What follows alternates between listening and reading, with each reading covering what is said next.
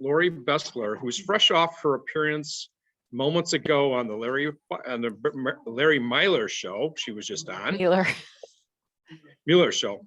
I pronounced that, sorry, wrong. Lori has worked at the Wisconsin Historical Society Library Archive since 1988. She is a reference librarian and instructor in local and family history. Lori has lectured throughout Wisconsin and the Midwest on genealogical topics for over 30 years and has been researching family history for over 45 years. She specializes in breaking down brick walls and finding hard to find resources. Welcome, Lori. Thank you. Thank you very much. So I'm going to share my screen. Let's see if this works.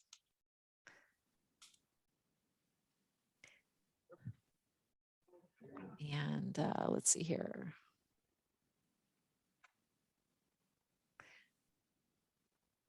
Doesn't want to let me see where I can share the thing here.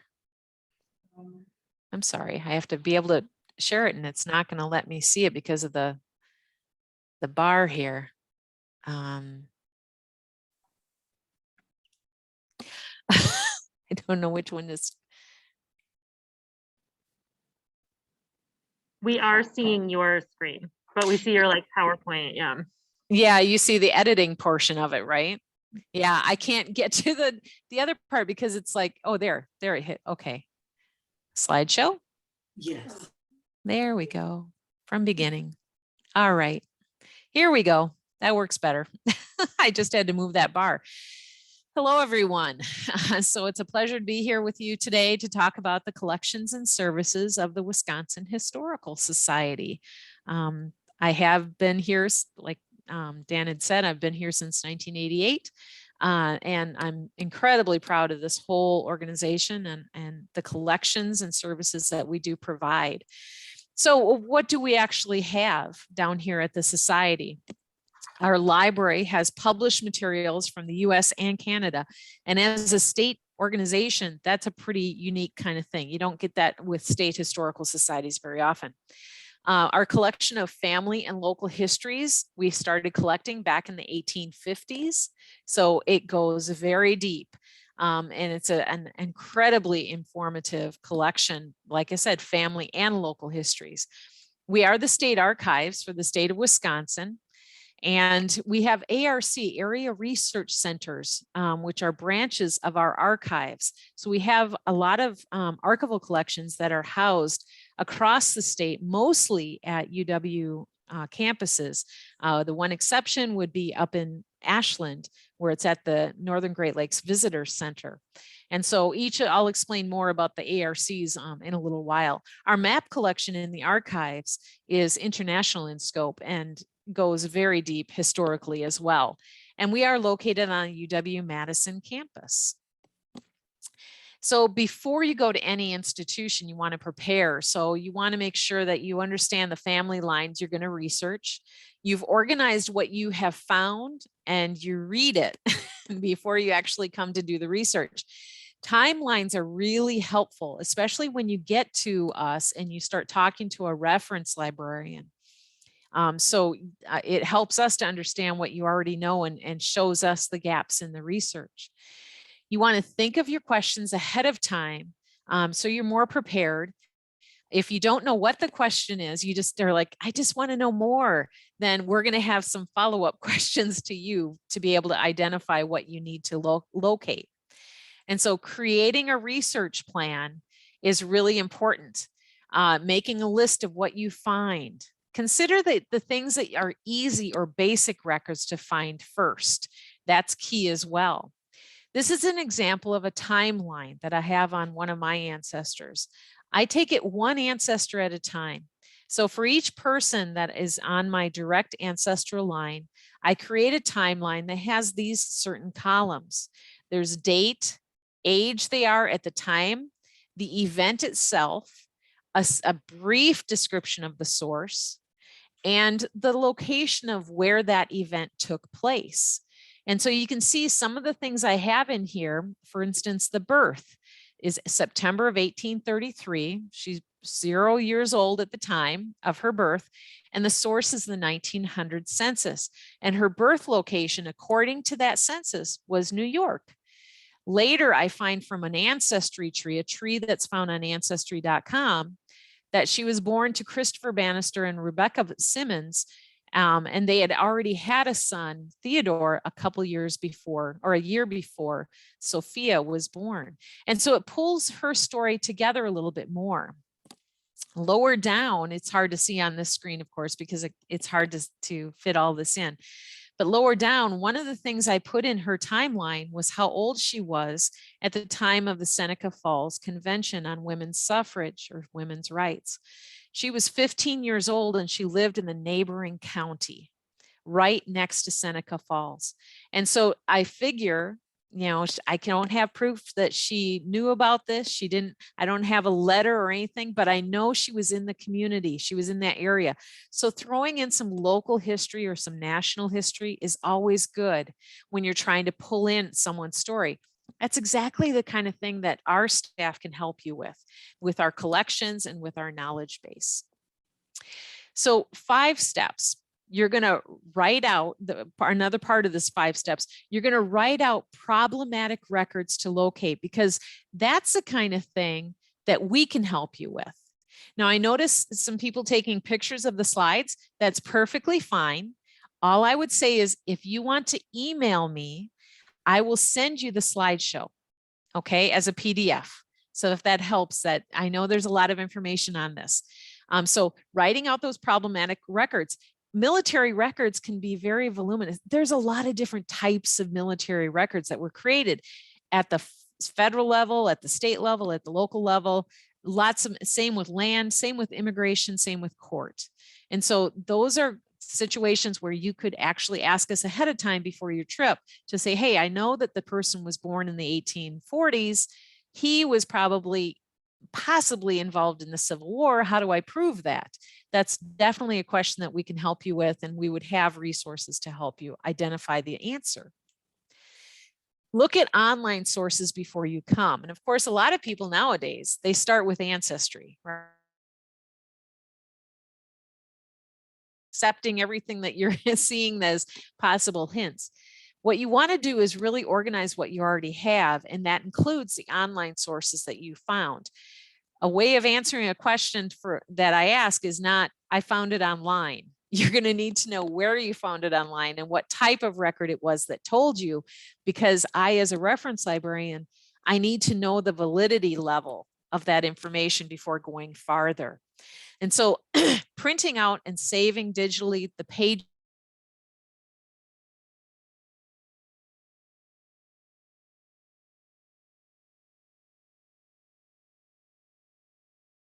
libraries. And so it makes it a little easier that way. Online digital collections from our website, and I will highlight some of them in this talk. And then there are online indexes to things like vital records. Now, I just got a notice saying my internet is not stable. Can you still hear me? Okay. Yeah, all right. We can. Yeah, it cut out a little bit, but you're good. Keep going. Okay, so the website deathindexes.com. I don't give you an example in this because the presentation is kind of short to go into detail, but take note of this website because it sends you to all kinds of websites beyond Ancestry and Family Search.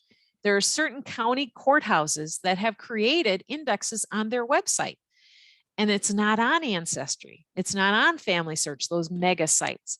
And so deathindexes.com is a free site that helps you find those hard to find indexes. And some digital indexes or digital images of birth, marriage, and death records. Not very many of them are up there, but certainly some are. And of course, you do have those mega sites like Ancestry and Family Search and Find a Grave. If I was in person, I'd have you guys answer by raising your hand, but it's going to be hard to do this. I really wonder how many people know about Find a Grave, because that's a volunteer-based website where you can create a memorial page on an ancestor or a collateral line and have it for just one person at a time. And what the benefit is focusing on one person, you're going to be able to find more information than saying, what do you have on the Smith family or something like that. Find a Grave is owned by Ancestry, but they have maintained it as its own website. So that's a benefit of it being free. Ancestry and Family Site Search are two mega sites. They're different organizations. They have similar goals and they work with each other. So there are indexing projects that happen with Family Search that then show up on Ancestry and vice versa. So what you have is on both of those sites, you have an online catalog. I give full 1-hour workshops on Ancestry and Family Search. They each deserve a full hour of explanation because they can go so deep. There are so many layers to those sites. So what should you bring? And this is a list of things that you should bring to most research institutions. Pencils or pens. If you go to an archive, they're going to say just pencils. A flash drive, a digital camera, a hand scanner are all valid things. You always have to ask that institution if they allow that. Now down in the library, we will allow those. There's only really one collection that we do not allow you to scan digitally, and that's our pre-1907 birth, marriage, and death records. But we do have printers that you can use, which brings us to the next point, which is bring a credit card to use. But I would always suggest to people before they go to any institution, ask if you have to bring dollar bills to put in a machine to use a vending card, or if they just have an online payment system. A notebook instead of lots of scratches of scratch paper. Printouts or a gadget to show us your family group sheets and pedigree charts and timelines. Because as a seasoned genealogist, looking at your family group sheets, I can scan it pretty quickly and see what else you might need to find to give more validity to your research and to uncover more stories. Passwords for your Ancestry and Family Search accounts, as well as other online accounts. I don't know how many times people come in and they want to show me their Ancestry account and then they don't have their password with them and they don't remember what it was. So make sure you bring those. List of records to find and questions to ask. That's your research plan. And then printouts from online catalogs and indexes. If you have printouts, then you don't have to remember the website you got that information from. Or if you came in before and you found that in an index and you remember it's a blue book, that's not going to help. People do say that too. I know it was in a blue book and I think it was down in the stacks. There's 6 stack levels. So you do need those details. The online catalog, like I said, we have our holdings for both the archives and the library, have our holdings in the UW Libraries catalog. So library.wisc.edu is where you would go. A couple of ideas of how to search in that catalog, because again, this is kind of a short talk. I can't go into great detail. If you're looking at family histories, published family histories, put in the name, the surname, like Frink is one of my surnames. And then I use the word family and I'll do a search. There'll be some things that come up. Then I'll do another search with Frink, the surname, and then genealogy. Those are 2 different keywords that could show up in some records and not in others. So family or genealogy, and do both searches. When you're doing a location search, remember I already mentioned our holdings, our collection is North American in scope. So we have county and local histories from across the United States and into Canada. You'd be amazed how many states have a town named Madison. So you need to put in Madison, maybe even Dane County, and then the state of Wisconsin as you do a search. And use the word history. That's a good way. Or use the word genealogy. The difference between those 2 searches, one is general history, and the other one will pull up items that are specifically maybe indexing maybe some court records that are found in the local courthouse in Ohio. That'll show up under a search for genealogy and not necessarily a search for history of that location. A big difference, I mentioned before, we are the archives and the library. And so there's differences between the 2. There's a lot of crossover though, there really is. So in the archives, in general, you have unpublished materials, manuscripts, public records, things that came out of courthouses, photos, and maps, as well as lots of other types of records. In the catalog, it's best to search by location and type of record. So Winnebago County, Wisconsin court would be a very good way to search. And there you're going to find things like probate files or criminal court records or civil court records or other types of court records you don't even know exist. And so you keep the search broad so you can find those items. You do a location search in 3 different ways. Different searches, okay? So when you're in the online catalog, you're going to put in the name of the town, Poinet, and you're going to do there's only one Poinet, I'll tell you that. That's where I grew up. And so you could put in Poinet and then Wisconsin if you wanted to, and just see how many things come up. You could then put Poinet and then Wisconsin and put in court or genealogy or, whatever type of record you're looking for. Then you're going to do a search by county, just Columbia County. That's where Poinet is. Columbia County, Wisconsin court, or Columbia County, Wisconsin history or genealogy. And then do a state search. Now, I'll tell you, that's a good search strategy when you're looking at what you find in Family Search and in Ancestry as well, in their catalogs. Because those 2 mega sites, they have catalogs, almost like they're a library. And now Family Search, yes, they are a library. And so you definitely want to use that kind of search strategy in these other catalogs as well. If any of you use WorldCat, worldcat.org, I did not put it on the slide, worldcat.org is a massive catalog that lists items that are in archives and libraries from around the world. And so you can identify a collection that may only be at one institution and it shows up in WorldCat. Then you can contact that institution and find out if they will loan that material or if they'll look through it and scan pages from it. That could be a family history. It could be, in my best example is I am from the Cook family, C-O-O-K, in Chicago. Not an easy family to search in Chicago because that's Cook County. I knew that they were part of the Western Canoe Association. So I did a search in WorldCat for the Western Canoe Association and found a history somebody had written about that organization. And when I borrowed that book, it actually listed some of my family members. And it gave me, actually, I think in one of them, I'm trying to think if a photo showed up in that or if it was in a yearbook I also found through WorldCat. In the library, what's different with the archives is that you find mostly published materials. There are exceptions, though, across the board.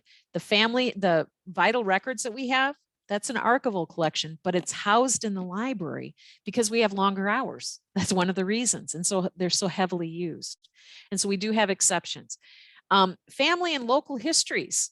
Most of those that we have are published. Now, there are some family history manuscripts that never got published that are in the archives. And so that makes a difference too. Again, a location search by surname, search by genealogy and by family, and then keep those searches broad. On our website is wisconsinhistory.org. There's a research your family history box, and I'm going to show you some more examples of this. There's a name index that covers many resources. Certainly nowhere near all the resources we have, but there are some that show up in this, like a necrology, which is a selection of obituaries. It's not all obituaries, but there may be a chance that somebody in your family shows up in that necrology. And so this research your family history box is going to help. There's other items on the front page at Wisconsin History. One of them is Wisconsin in the Civil War. So if you have someone who was born in the 1840s and they lived in Wisconsin in the 1860s, there's a chance they were involved in the Civil War. The roster is there. There's also, that's fully digitized and searchable. And then also there's some histories of regiments.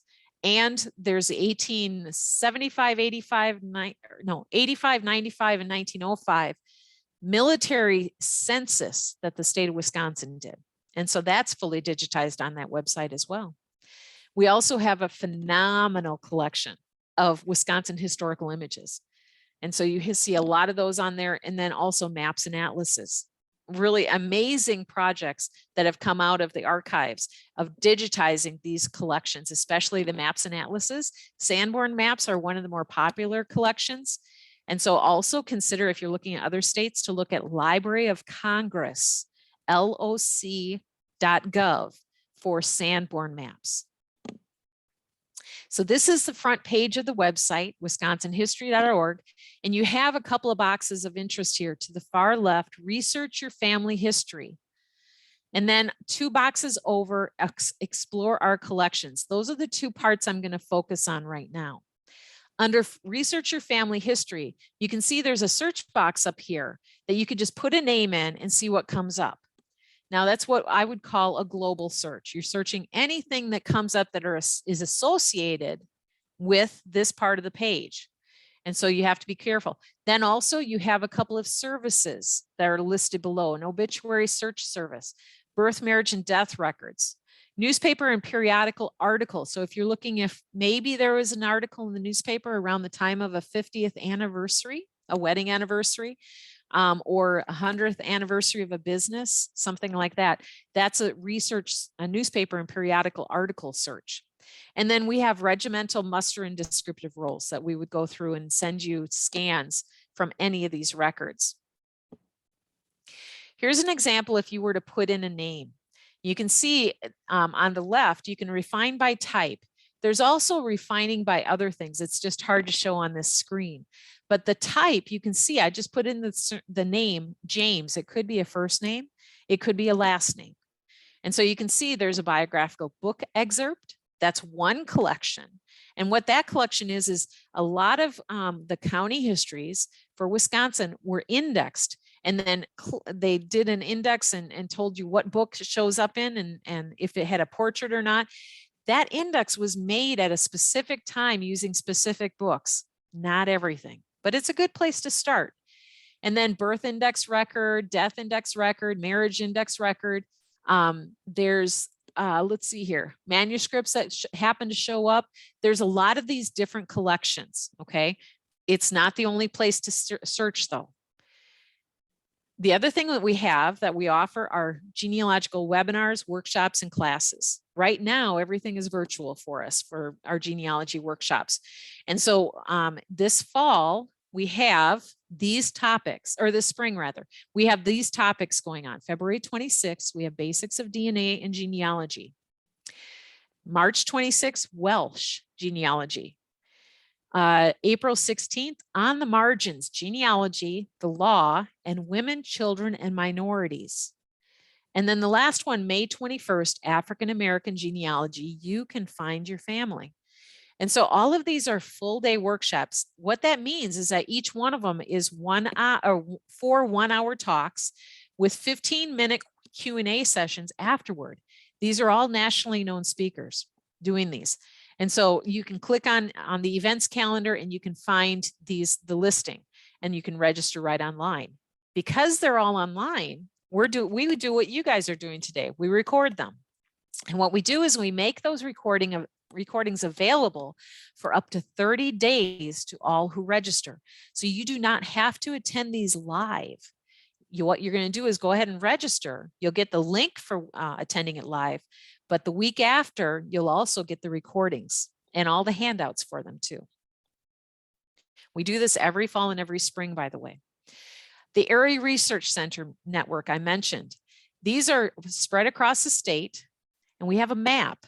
So you can see each of these different colors all identify to that certain star within its color. And so you can see up at the top where it says Ashland, there's 1, 2, 3, like 7 counties. Right next to it to the west is UW Superior, has 2 counties it covers. What it means when I say covers those counties, those are archival collections that have been sent to that area research center instead of being held in Madison. So the county court, the criminal court records or the civil court records or the land records or those kinds of things could be for Ashland County or for Iron County, could be located up in the Area Research Center in Ashland. The benefit is that many of these records could transfer from one ARC down to a different ARC. It's through a courier system. And so contacting the archives ahead of time before you travel to us, make sure that we understand what you're looking for in case that collection you want is actually at an ARC and has to be transferred down. It gives us enough time. We also have an offsite storage facility, which is phenomenal, state of the art. And so we have a much better place to store our archival collections, but it's not in our same building. So we have to make sure that we can retrieve those in time. So being able to contact us and let us know what you're looking for. On that previous screen, you can see toward the bottom, it has some links. And what that does is it sends you to the separate works or websites for these ARCs. They all maintain their own website. And so they have local indexing projects that are not indexed on our website. They're indexed on their website. So you got to dig a little bit and find their separate websites. Now, we went to research your family history. Another box on that main site was explore our collections. And so in the center of this list goes on and on. These are all digital collections that you're going to find as very useful in looking especially at the local history level and the general history around our ancestors. A couple of highlighted collections, local and county histories. They're digitized books that are there. Also, I encourage you to go on Google. So if you're looking at Sheboygan County and you're looking for a history book on it, do a Google search, History Sheboygan County, in the Google Books portion, or HathiTrust, or Internet Archive, or FamilySearch.org. There's so many of those websites that have digital full books available. Maps and atlases, I kind of already mentioned. Turning Points in Wisconsin History is an underutilized gem within our website. It breaks down the history of the state into different eras. And then you can find different digital collections we've placed under each of those eras. So if you have somebody who is involved in logging in Wisconsin, I would select going to Turning Points and looking at the era that logging fits under, and then see what kind of digital materials we've put on our website. Also, the visual materials, we have paper like the Vel Phillips papers. And so you have very independent collections that have to do with a certain era and a certain region. And so that's important to look for as well. Wisconsin local history and biography articles, Magazine of History archives. Wisconsin Sound Archive is one that we're really focusing on and putting a lot of effort toward. And so looking at our sound archive would be very interesting. And then I mentioned Wisconsin and the Civil War, Wisconsin women's history as well. On the front page, wisconsinhistory.org, you just look lower down than those first boxes and you can see it takes you to explore our collections, Wisconsin and the Civil War maps, and then also the images. So what are the strategies? Strategies, you could have a consultation with me by phone or in person, or via Zoom. I'm meeting with people all the time with Zoom. That's where I can share my screen and you can share your screen. And then we can come up with a research plan to answer any of the brick walls you're dealing with, or simple, I'm just starting, where do I go first? And what do I find online? What does Ancestry have? What does Family Search? What's the difference? All of that I work with people direct one-to-one. These are free and they're usually an hour. But I will tell you, I've gotten drawn in and I've gone 2 hours with people before. It goes fast. Our microfilm of newspapers can be sent out through interlibrary loan. I would assume most of you are in the Madison area, but if you're doing research from a distance, then the newspapers are fabulous genealogical resources and they do circulate. So you just have to contact your local library. Talk to our archivists that are at those area research centers. They're wonderful resources and they know those local collections so well. So talk to those people as well. And then, as I said, we have online digital collections on our website. And I can tell you a lot, there's so many websites now for genealogists. Find My Past and My Heritage. And there's so many, genie.com. What's the difference between DNA results in one site versus another? Those are all common questions. So what's left to come to the library to see, or to see at the Wisconsin Historical Society? We subscribe to Fold 3 and American Ancestors, 2 really great websites. So you'd have to be here to use them. Our vital records are pre-1907. Family and local histories that are not found fully online because they're protected by copyright, but you can see the books when they're here. Our map collection, our newspaper collection. Still, most newspapers not digitized. And so you still need to use microfilm in a lot of cases. And most archival collections that we have are not digitized either. Last slide. We are here to help you find your stories. It's part of our mission, and we love doing this. And so definitely, if you're interested at all, contact me. I would love to meet with you one-to-one. Thank you. Hey, thank you, Lori. That was excellent. So we will make sure that we get your slides so that we can circulate them to those that were interested. Anyone in person have a question that I can relay to Lori? I just have a shout out to Lori Bessler. I took a couple classes from her about 10 years ago, and she really did an excellent job of teaching how to use ancestry.com as a search vehicle, you know, how to put in different names and stuff. So I'm on my way. Awesome. That's great. I Anyone else? put in the chat, would you please share your contact information with us, like email or phone or something? Yes. We can get directly in touch with you. Whoop. I am going to do this right now. Great. Wonderful presentation. Thank you. First, that's my office number. I don't mind getting calls, and I have voicemail. Okay, so, and then my email, oops, is Lori Bessler at Wisconsin, or Lori.Bessler at wisconsinhistory.org. If you have general questions, you could also email asklibrary at wisconsinhistory.org. And if they are specific to archives, you can do ask archives at wisconsinhistory.org. Hard to type and talk at the same time. I think I got that right. Great, and we'll include those email contact info in our follow-up newsletter that will go out about the meeting today, so that those in person, you don't have to scramble to write them down or anything. All right, well, Lori, I wanted to thank you again for speaking to us. We do make a donation on behalf of all of our speakers, so including you, to the End Polio Now Fund of Rotary International, Awesome. to thank you for speaking to us. Wonderful. Well, we appreciate it. Yeah.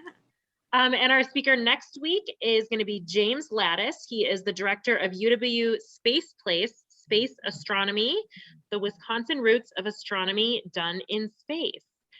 That should be pretty cool. And also, next Monday is the 14th of February, which may be a special day for some people. So it'll be Bring Your Sweetie to Rotary, and we're going to have some special treats. So stay tuned for that. All right, everyone. Thanks for bearing with us with the technical difficulties, and hopefully it'll get smoother from here on out. And we'll see you next week.